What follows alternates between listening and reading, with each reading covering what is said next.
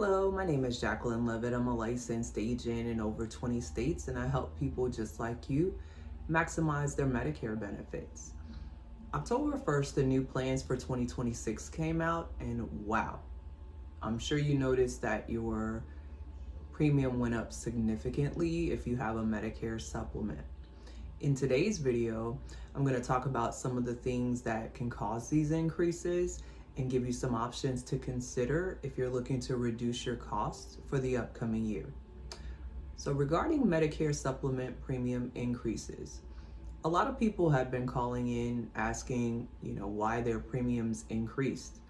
There are several reasons that your Medicare supplement plan can increase in premium. With Medigap plans, also known as Medicare supplement plans, there's a lot of reasons why your premium can increase. There are different rating systems for different states, and you can check your state for the rating where you live. So there's 3 different types of rating systems. There's the attained age rating in your area, which means that it's basically based on your current age. So as you get older, the premium just automatically goes up. Or you can have an issue age rating, which is where your premium is set when you first buy the policy, and it doesn't change as you get older, but it can increase due to inflation, which we all know has increased dramatically over the last 5 years. And then you have the community rating plans. And this is where basically everybody in the same area, regardless of their age or whether they're a man or a woman, they charge the same premium to everyone. Now, the premium could still increase due to inflation, or maybe you're a smoker or other factors, but those are the main ways that your premium can be affected. Now, in terms of inflation, healthcare costs make up about 20% of the GDP of the US, just in case you didn't know. So healthcare costs are increasing rapidly, and that means, of course, that more people are having access to healthcare, and there's going to be more claims being paid out by the insurers. So anytime that happens, that's usually passed on to us.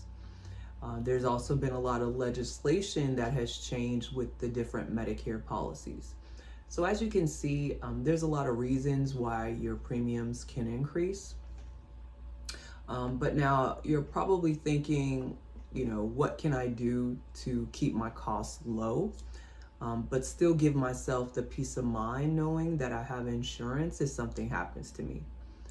So as in my previous videos, and even with my clients that I speak to on a daily basis, I like to give it to you guys straight. So the truth is, there's really no way to get around it.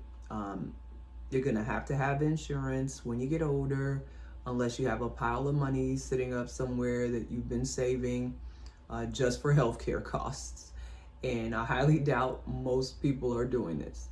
But unless you have, at least a good 20, 30, 40, maybe $100,000 set aside in case something happens, you're going to need something to help pay for a large, unexpected out-of-pocket cost. So none of us has a crystal ball, and we don't know what the future holds, but we can be as prepared as we possibly can in the worst case scenario. So I know a lot of you out there may have a life insurance policy, and those are great to have. However, they usually only pay out if you die. Some will have you just taking money out of it that you would have left for your family. So regardless, you're going to need to have something in place to protect you financially in case something does happen to you, and to protect your quality of life. And that's what the health insurance policy does for you. I don't think a lot of people realize that. And that's why insurance exists in general, is so that you're not financially responsible. Your life won't be destroyed as a result of a health issue. So just keep that in mind. Now, many of my clients have what is called a Plan G. And with the Plan G, that one will have you paying your deductible yearly, and then everything else is covered at 100%. So there's a couple things you can do if you have a Plan G. You can step down to a Plan N, which is a little bit different. If you have, it'll have you paying the Part B deductible just like you're doing with your Plan G. And then it's also going to have you pay up to $20 per visit for your doctor's office visits, and up to $50 per visit for the emergency room. Plan N also doesn't cover the Part B excess charges, which is what you would be billed above and beyond what Medicare pays. So, at the end with a Plan N, you're still going to have your hospital services covered if you have an emergency, and if you have to go into the hospital and you stay overnight, those things are still going to have coverage for them. So it's a great choice if you want to lower your premium but still have coverage if you do need it. So that's just one of the alternatives you can use to help you with some of the cost increases in 2026 for your Medicare supplement plan. Now, I know this next one is controversial, but hear me out, okay? You can try a Medicare Advantage plan. Now, for my clients who have a smaller budget, but still want coverage, or maybe they're in great health, like my grandma who's 94 years old, bless her heart. She has never had any major issues like cancer, heart disease, diabetes, etc. She goes to see her primary care doctor once every 3 months. She doesn't have any co-pays for that. And, she does put a little bit aside, from her pension every month to cover any co-pays she has in case she does have any serious medical issues.